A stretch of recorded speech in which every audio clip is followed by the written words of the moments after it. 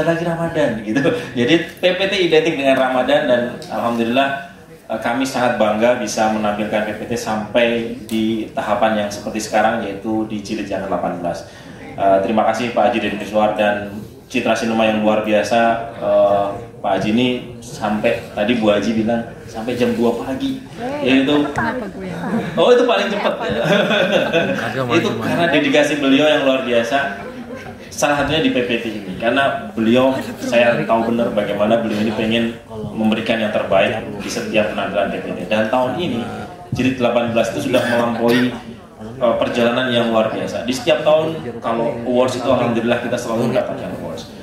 Namun yang luar biasa dari PPT itu juga bisa meng-capture, bisa menangkap fenomena yang ada di setiap zamannya, di setiap masanya. Jadi kalau tahun lalu kita ngomong tentang hutang, yang dimana kita dari golongan paling kecil masyarakat sampai negara bahkan itu berhutang, dan ternyata hutang itu harus dilunasi. Nah itu disampaikan dengan baik di PPT Jilid 17. Sebelumnya lagi ada tentang apa namanya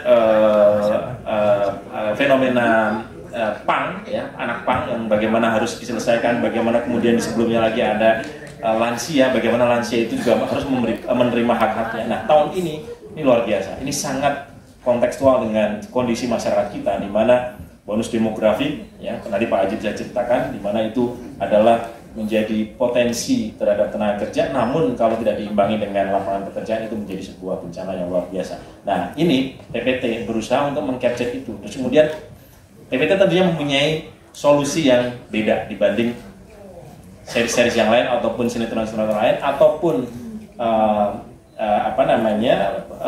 hal-hal lain yang bisa mencari penyelesaiannya. Nah ini tentunya penyelesaian di PPT itu yang selalu kita tunggu, unik tentunya, kemudian lucu tentunya, tapi juga iya juga ya gitu. Jadi kalau kita nonton, oh iya juga ya gitu. Nah itu yang menurut saya di PPT itu selalu bisa mendatangkan gitu. Mungkin itu tadi.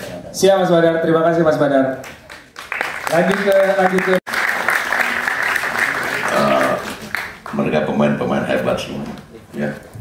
Saya kagum setelah lihat hasilnya, karena saya percaya mereka ingin melakukan sesuatu yang terbaik. Dan biasanya yang terbaik itu karena ada rangsangan kan, ada senario yang baik, ada karakter yang baik sehingga bisa merangsang untuk memberikan yang terbaik. Nah saya kira ini semuanya harus terus dilakukan. Begitu pula dari PPT kali ini, sudah beberapa tahun memang kami melihat semestinya tontonan tadi relate dengan penonton. Ada dua hal yang buat kita menonton untuk duduk menonton sebuah film biasanya.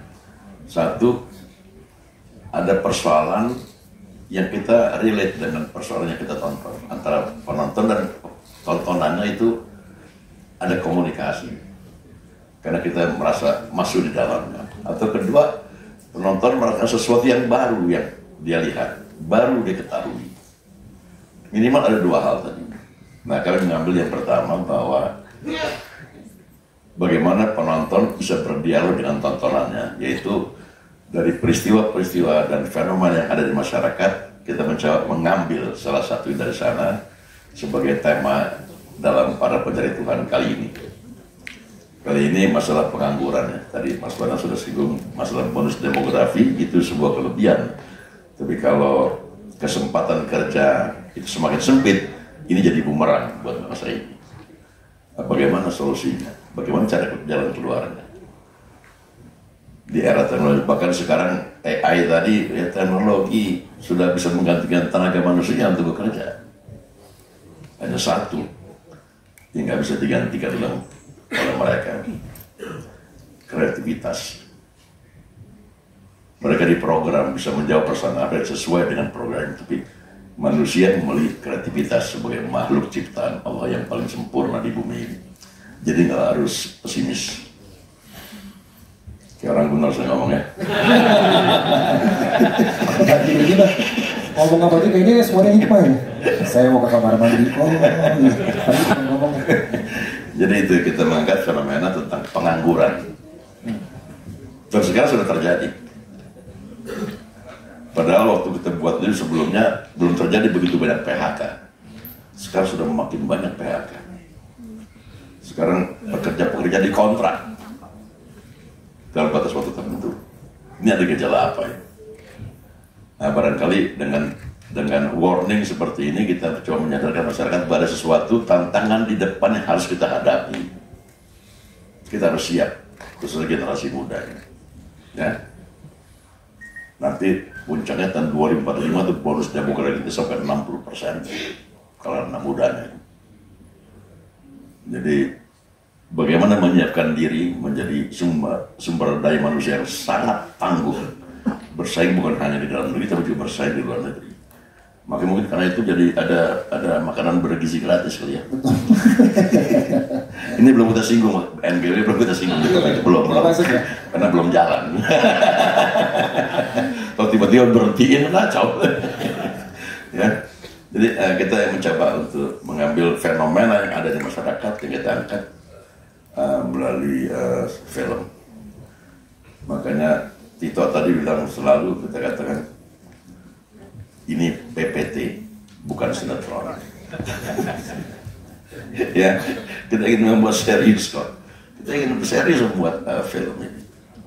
Sangat serius. Makanya terima kasih istri saya yang sudah begitu percaya sama saya, sudah nggak pernah marah. Jadi minimal pulang jam 2 tuh minimal paling cepat jam 2. Ya. Kadang-kadang sebelum subuh, kadang-kadang setelah matahari terbit saya berpulang. Jadi apakah itu hebat? Enggak. Jadi kalau ada film yang saya buat itu bagus, menyentuh di apresiasi pemirsa, adalah karena hasil sebuah kerja keras. Saya bukan orang istimewa. Karena kerja, karena hasil tidak akan membohongi cara kerja kita. Saya kira itu. Terima kasih Pak Haji, tepuk tangannya. Sesuatu dikerjakan dengan hati, katanya kerja keras tidak akan mengkhianati hasil. Untuk skrip yang tahun ini, PPT Jilid 18 ini ada nggak satu adegan atau satu dialog yang mungkin buat Om Tio sendiri membekas sekali, yang bikin menangis tadi? Ini sama dia nih. Menggalang ya? Ini namanya metode acting, jadi sebelum ini udah perannya udah nempel. Nah, iya, sama Bang Jack tentunya ya. Dan sama si Codot ini. Ini nonton aja deh, Jack.